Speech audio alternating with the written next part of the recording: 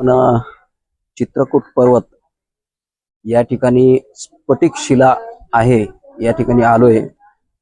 तर आपण बघू शकता ही स्फटिक शिला या ठिकाणी सीता माता स्नान केल्यानंतर या ठिकाणी येऊन बसत असत. तर एक दिवस असं झालं की स्नान केल्यानंतर इथे श्रीराम प्रभू आणि सीता माता बसले होते. तर वरून इंद्रदेव, या इंद्रदेवाचा मुलगा जय नामक, या जय देवांनी वरून पाहिलं आणि वरून पाहून तो त्याच्या मनामध्ये वासना तयार झाली. त्यांनी कावळ्याचं रूप घेतलं. कावळ्याचं रूप घेऊन त्यांनी सीता मातेच्या चरणाला त्यांनी टोच मारली आणि टोच मारल्यानंतर हे श्रीराम प्रभूला समजलं. त्यावेळेला श्रीराम प्रभूंनी दर्भ घेऊन त्याच्या पाठीमागे ती दर्भाची काडी लावली. ती दर्भाची काडी त्याच्या पाठीमागे लागल्यानंतर तो पळू लागला आणि ब्रह्मांडात प्रत्येक ठिकाणी फिरला, पण ती काडी काही थांबेना. त्यावेळेला ब्रह्मदेवाकडे गेला आणि ब्रह्मदेवाकडे गेल्यानंतर ब्रह्मदेवाने सांगितले की तू श्रीराम प्रभूला शरण जा, तेव्हाच ती काडी थांबेल.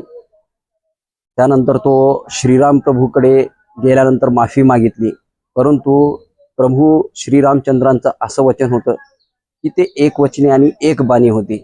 ज्या वेळेला बाण जातो त्यावेळेला तो परत घेता येत नाही असे होते. त्यावेळेला ते दर्भाची काडी त्याच्या डोळ्यामध्ये शिरली आणि त्याचा डोळा तो फोडला गेला.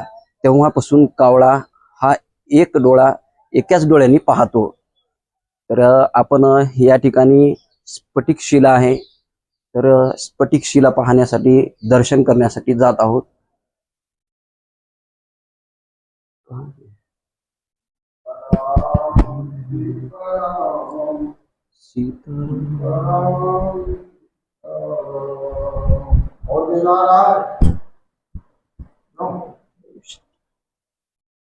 राधे कृष्ण.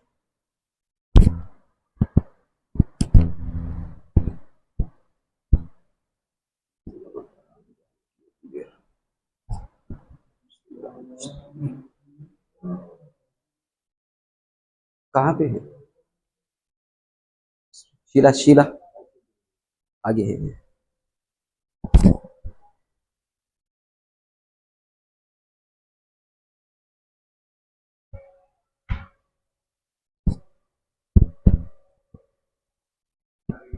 हे यज्ञ कुंड आहे.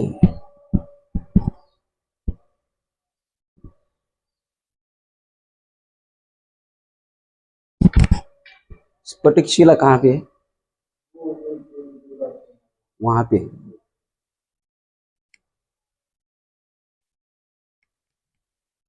तर हे सीता माता आणि श्रीराम प्रभू या ठिकाणी बसत. समोरच हे स्फटिक शिला.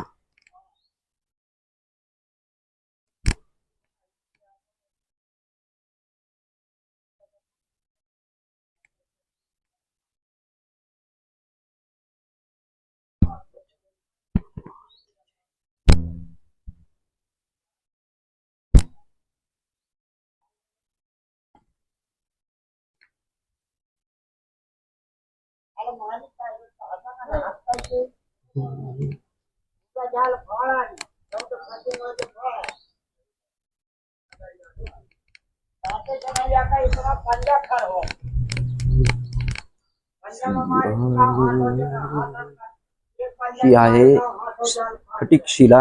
या ठिकाणी सीता माता आणि श्रीराम प्रभू इथे बसत असत.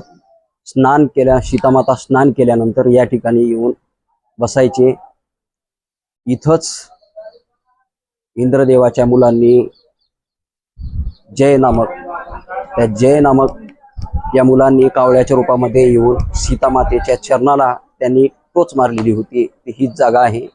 तर ही स्फटिक शिला. आणि इथूनच मंदाकिनी नदीचं हे उगम आहे.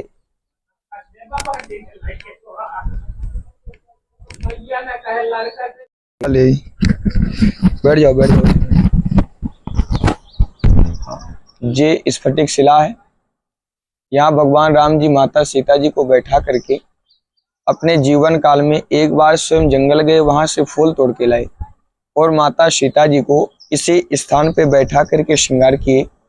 तब इंद्र का पुत्र जयंत राम जी की परीक्षा लेने के लिए कौवे का रूप धारण किया और माता सीता जी के पैर में चोंच मार के भाग गया।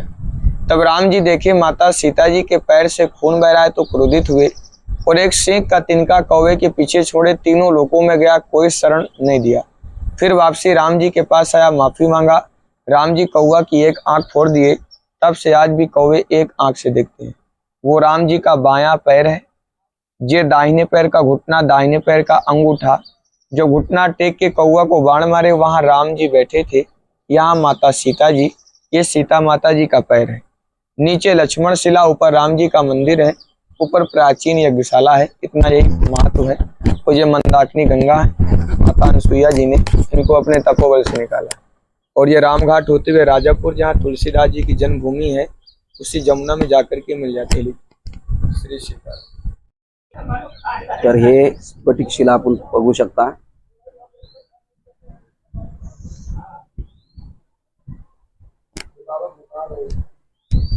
इथंच ही मंदाकिनी नदी वाहते, या ठिकाणाहून उगम आहे।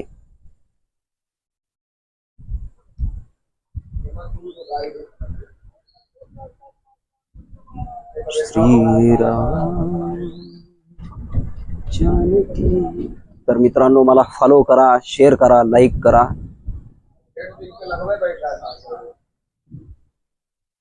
राधे कृष्ण, राधे कृष्ण।